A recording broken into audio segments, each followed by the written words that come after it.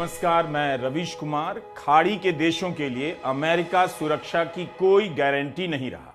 युद्ध के 14 दिनों में संयुक्त अरब अमीरात से लेकर ओमान, बहरीन सबको समझ आ गया होगा कि अमेरिका के साथ खड़े होकर ना तो वे इसराइल के खतरे को कम कर सकते हैं, ना इस क्षेत्र में शांति की गारंटी पा सकते हैं। खाड़ी के देशों का यह भ्रम या सौदेबाजी अब सब ढह चुकी है।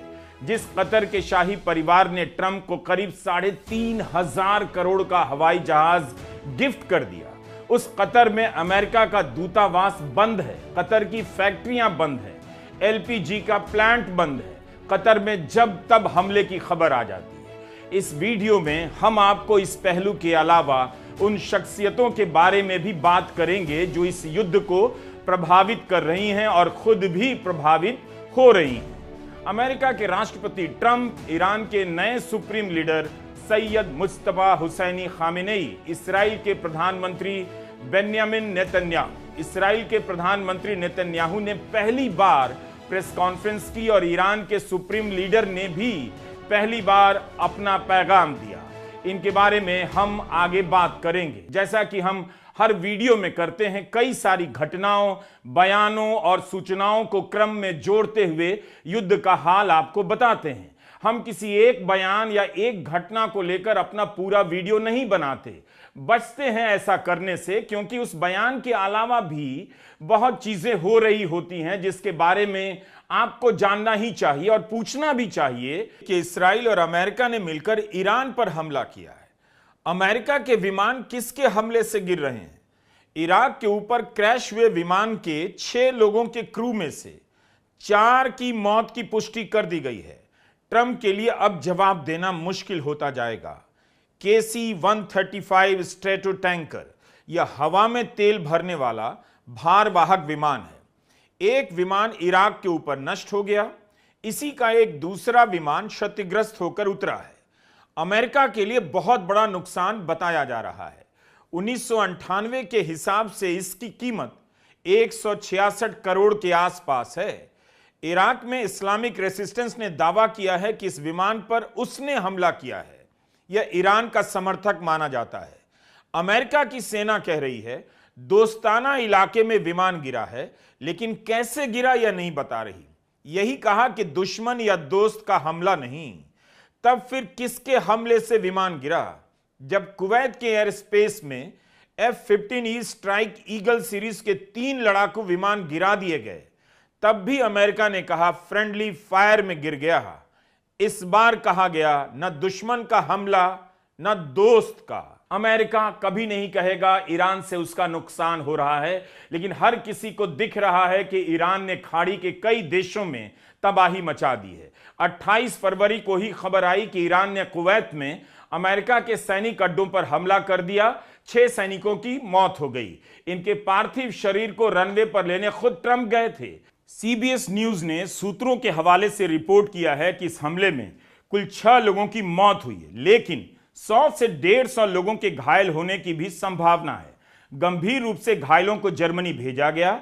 अपने ही जवानों के बारे में खबरें छुपाई जा रही हैं। अमेरिका के युद्धपोत जेरल्ड फोर्ड पर आग लगने की खबर है। 2 सैनिकों के घायल होने की सूचना है। सेना कह रही है आग लॉन्ड्री रूम में लगी। इसका ईरान के हमले से संबंध नहीं, मगर ईरान की IRGC ने कहा हमला उसी ने किया। क्या अमेरिका अपने नुकसानों को छिपाना चाहता है? नुकसान नहीं, अपनी शर्मिंदगी को छिपाना चाहता है। अब रिपोर्ट छपने लगी है कि ईरान के मिसाइल लॉन्चर सिस्टम में ऐसा क्या है जो अमेरिका और इसराइल के हमले के बाद भी टिका हुआ है और जिसके कारण पूरे क्षेत्र में दहशत है। ब्लूमबर्ग ने ईरान के मिसाइल सिस्टम पर लंबी सी रिपोर्ट की है। इसराइल के आयरन डोम को लेकर युद्ध की रिपोर्टिंग में कितने पन्ने खर्च कर दिए गए। अब इसराइल का ही अखबार हारेस रिपोर्ट कर रहा है कि ईरान के 11 क्लस्टर मिसाइल डिफेंस सिस्टम को पार करते हुए सीमा के भीतर आ गए और एक मिसाइल ने सेंट्रल इसराइल पर 70 बम गिरा दिए। इसके अलावा सूडान से खबरें आ रही हैं, वहां ईरान ने संयुक्त अरब अमीरात का खेल बिगाड़ दिया है।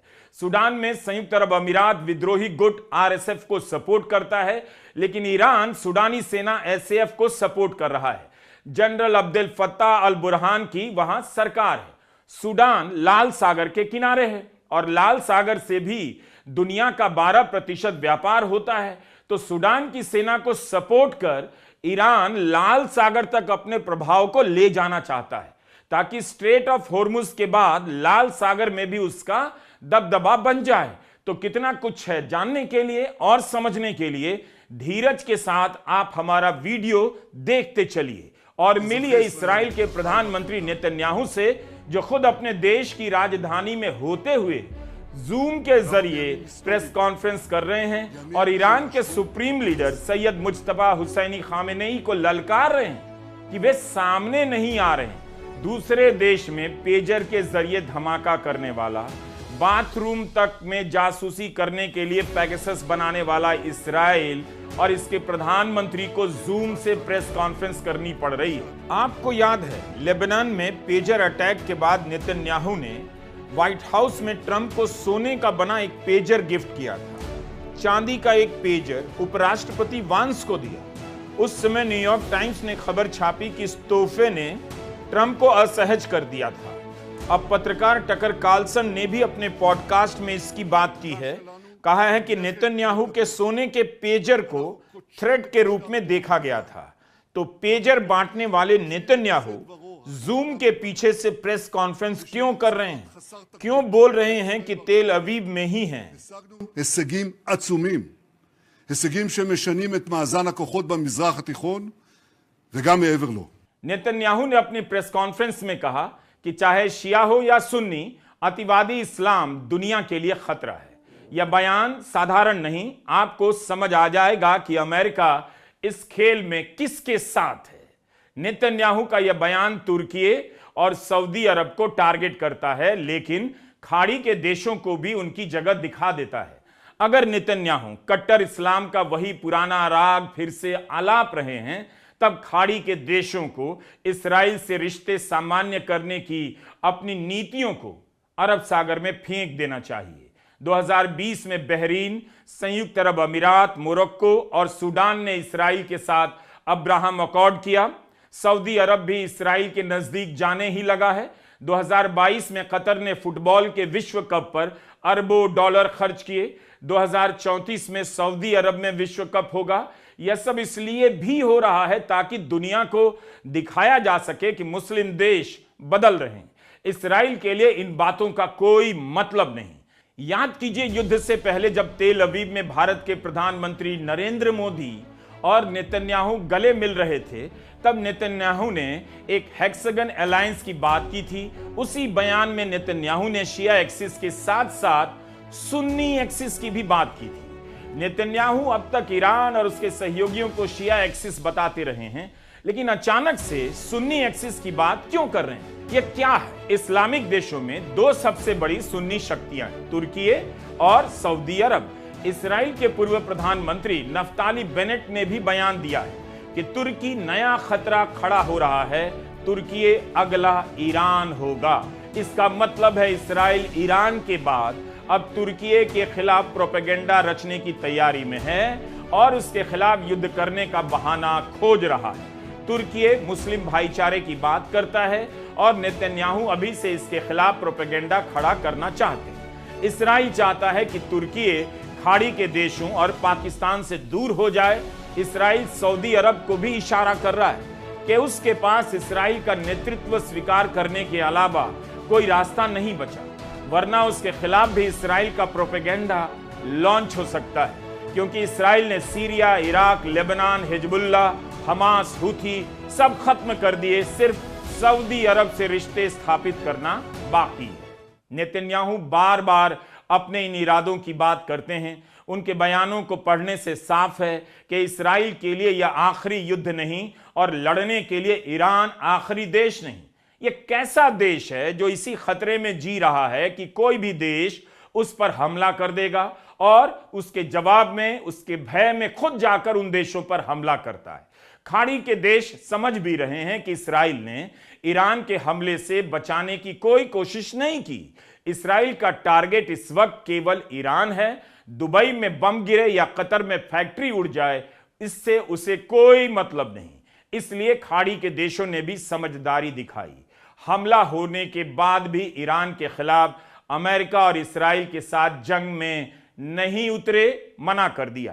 कतर ने दक्षिणी लेबनान पर इस्राइल के हमले की निंदा की है, इसे संयुक्त राष्ट्र की सुरक्षा सभा के रेजोल्यूशन का उल्लंघन बताया है और अपील की है कि दुनिया के देश इस्राइल को लेबनान पर हमला करने से रोकें। खाड़ी के देशों के लिए नए सुप्रीम लीडर का भी एक खास पैगाम है, जिसकी बात हम आगे कर रहे हैं। सैयद मुज्तबा हुसैनी खामेनेई ने अपने पहले संदेश में खाड़ी के देशों से कहा है, उन्हें पता चल गया होगा कि अमेरिका उन्हें शांति और सुरक्षा की गारंटी नहीं दे सकता, इसलिए उन्हें जल्द से जल्द अपनी जमीन पर बने अमेरिका के सैनिक अड्डे बंद कर देने चाहिए।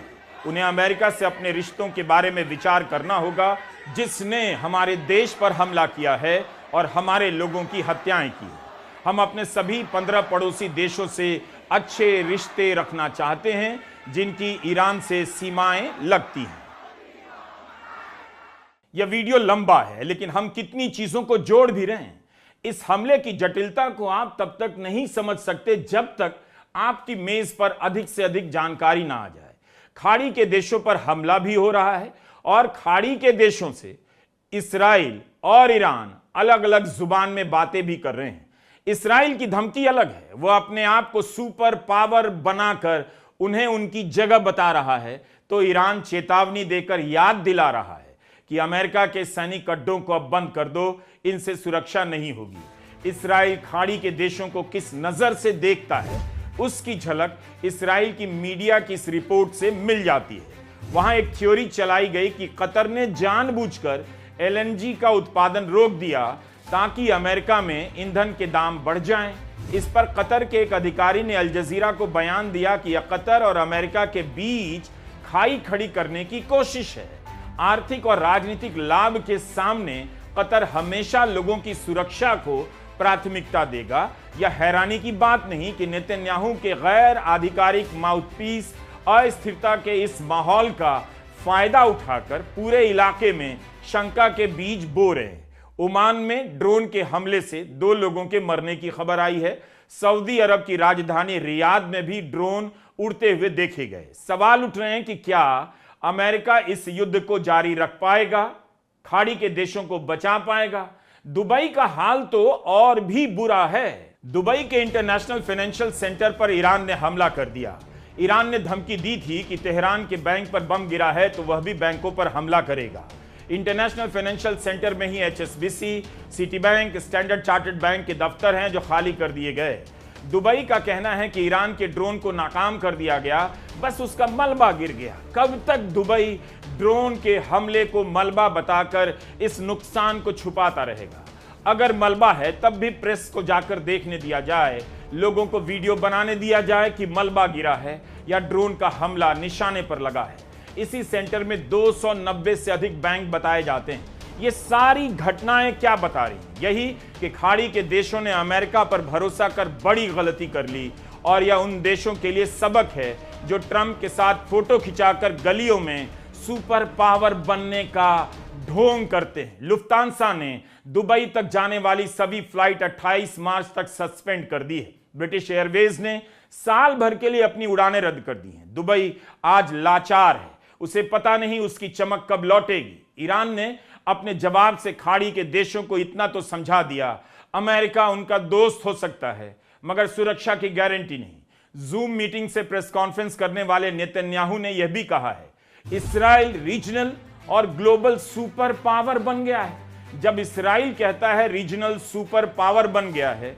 ग्लोबल सुपर पावर बन गया है, इसका मतलब यही है कि खाड़ी के देशों से भी यही इशारा किया जा रहा है कि आप तेल और गैस की फैक्ट्री चलाते रहिए, लेकिन आपका बॉस इस्राइल है। अहंकार की भी एक सीमा होती है। सारी दुनिया के सामने कई बार ट्रंप कह चुके हैं, अगर अमेरिका ने ईरान पर हमला ना किया होता तो ईरान इस्राइल को बर्बाद कर देता। जिस लड़ाई को इस्राइल अमेरिका के सहारे लड़ रहा है, उसके प्रधानमंत्री डींगे हाँक रहे हैं कि इस्राइल सुपर पावर बन रहा है। तब अमेरिका क्या करेगा? झाल बजाएगा और चीन मजीरा। क्या अमेरिका ने स्वीकार कर लिया है कि इस्राइल ही ग्लोबल सुपर पावर है? क्या नेतन्याहू को पता नहीं कि सुपर पावर का मैच अभी फाइनल नहीं, भारत भी विश्व गुरु बनने की लाइन में है। मोहन भागवत फिर किस चीज पर लेक्चर दिया करेंगे? और उधर ट्रंप अपनी ताकत बघार रहे हैं कि उनके पास असीमित हथियार है, बम है, काफी समय है। लिख रहे हैं ईरान 47 साल से दुनिया भर में लोगों की हत्याएं कर रहा है और मैं 47वें राष्ट्रपति के रूप में उन्हें मार रहा हूं। यह इनकी भाषा है। अगर ये अमेरिका के 48वें राष्ट्रपति होते तो क्या करते? यह वाली लाइन अगले साल बोलते। कैसे कैसे नेताओं को इस दौर ने अपने सर पर बिठा दिया है। कभी सुना है आपने लड़ाई अमेरिका लड़ रहा है और सुपर पावर उसका पार्टनर बन रहा है? अगर ग्लोबल पावर बनना है इसराइल को तो अकेले दम पर क्यों नहीं लड़ लेता? गजा के निहत्थे आम लोगों पर भी बम गिराने के लिए इसे अमेरिका से बम और पैसे की जरूरत पड़ी। ट्रंप को समझ आ गया कि उनके देश में युद्ध को लेकर सवाल उठ रहे हैं। उनके देश का मीडिया विरोध कर रहा है, जीत के दावों को लेकर शक कर रहा है। ट्रंप ने अपने पोस्ट में न्यूयॉर्क टाइम्स को ही निशाना बनाना शुरू कर दिया कि इसे पढ़कर मत समझिए कि हम हार रहे हैं। ट्रुथ सोशल के अपने पोस्ट में ट्रंप ने वही बात दोहराई जो 10 दिन से कहते आ रहे हैं कि ईरान की नौसेना खत्म हो गई वगैरह वगैरह, ईरान की वायुसेना खत्म हो गई। सब अगर खत्म हो गई तो आप अखाड़ी के देशों की सुरक्षा क्यों नहीं कर पा रहे? ईरान में रेजिम परिवर्तन क्यों नहीं कर पाए? इनसे कौन पूछे? इनके लिए यह युद्ध रोज फालतू के बयान देने का मौका बन गया है। ट्रंप कहते हैं हमने ईरान को सैनिक और आर्थिक रूप से तबाह कर दिया।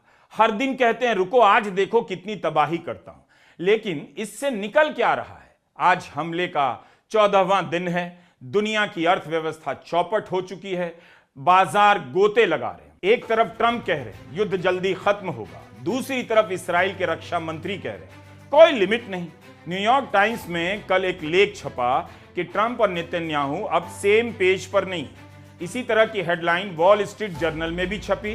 ट्रंप कह रहे हैं युद्ध तकरीबन पूरा हो चुका है, लेकिन इस्राइल के पास दूसरे आइडिया है। इस्राइल के विदेश मंत्री कहते हैं युद्ध अमेरिका और इस्राइल की रजामंदी से खत्म होगा। लेकिन जब न्यूज चैनल ट्रंप के मिडिल ईस्ट के राजदूत स्टीव विटकॉफ से यही सवाल पूछते हैं तो कहते हैं मुझे नहीं पता कैसे खत्म होगा। अमेरिकी मीडिया में दोनों देशों के बीच फर्क को लेकर लेख छपने लगे हैं। इतनी ताकत अगर इस्राइल और अमेरिका की है तब फिर स्ट्रेट ऑफ हॉर्मुज क्यों चुनौती बना हुआ है? ट्रंप कह रहे थे तेल के जहाजों को अमेरिका की नौसेना सुरक्षा देगी। अब कह रहे हैं जहाजों को हुर्मुज से निकलने की खुद हिम्मत दिखानी चाहिए। नए supreme leader Syed Mustafa Hosseini Khamenei ने अपने पहले पैगाम में कहा है हुर्मुज बंद रहेगा। दुनिया को युद्ध में झोंक कर तेल के जहाजों से कह रहे हैं आप हुर्मुज से निकलने की हिम्मत दिखाइए। ट्रंप के ट्रेजरी सचिव का कहना है दुनिया के कई देशों की नौसेनाओं का गठबंधन ही इन जहाजों की सुरक्षा कर सकता है, यानी अमेरिका अपने दम पर नहीं कर सकता। ट्रंप क्यों नहीं केवल अमेरिकी नौसेना का कोई एक बेड़ा होर्मुज से पार करा देते हैं? जो चैलेंज दुनिया की सबसे शक्तिशाली नौसेना नहीं ले पा रही वो जहाज वालों से कह रही है कि आप पार करने की हिम्मत दिखाओ जी। हथियारों के बारे में समझ रखने वाले न्यूज आउटलेट लिख रहे हैं कि लंबे अरसे तक अमेरिका के जहाज होर्मुज में किसी को भी एस्कॉर्ट नहीं कर सकते। बहुत खतरनाक है। 1970 से अमेरिका इसी कोशिश में लगा है कि स्ट्रेट ऑफ होर्मुज पर ईरान का कंट्रोल ना हो, लेकिन 2 हफ्ते में ईरान इस इलाके का कर्ता धर्ता बन गया। अब उसके कंट्रोल में दुनिया की तेल सप्लाई का 20% है। ईरान ने स्ट्रेट ऑफ होर्मुज में अब तक 16 जहाजों पर हमले किए हैं। Syed Mustafa Hosseini Khamenei Iran की नई हकीकत हैं।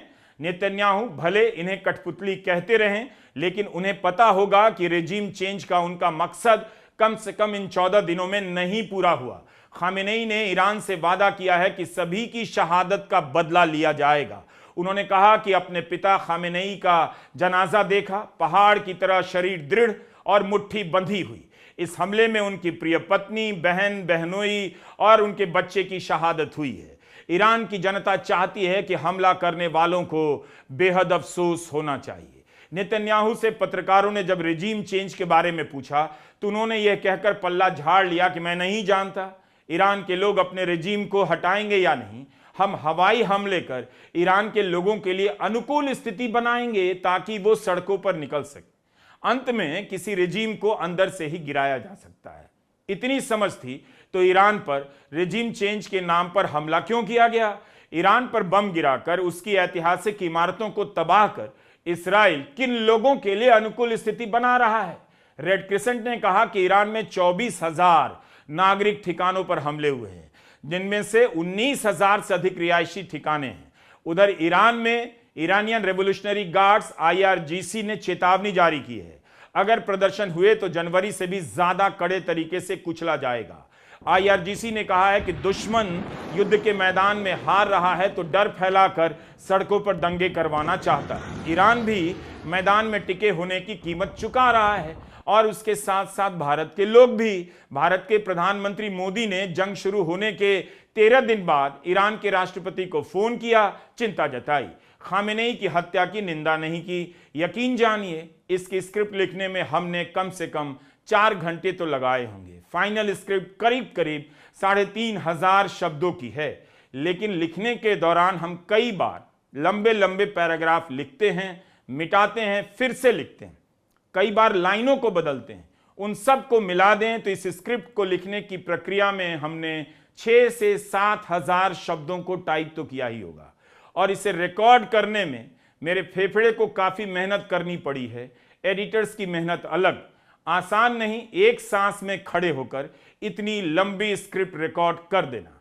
आप दर्शकों ने इतना लंबा वीडियो देखा, आप वाकई शानदार हैं। नमस्कार, मैं रवीश कुमार।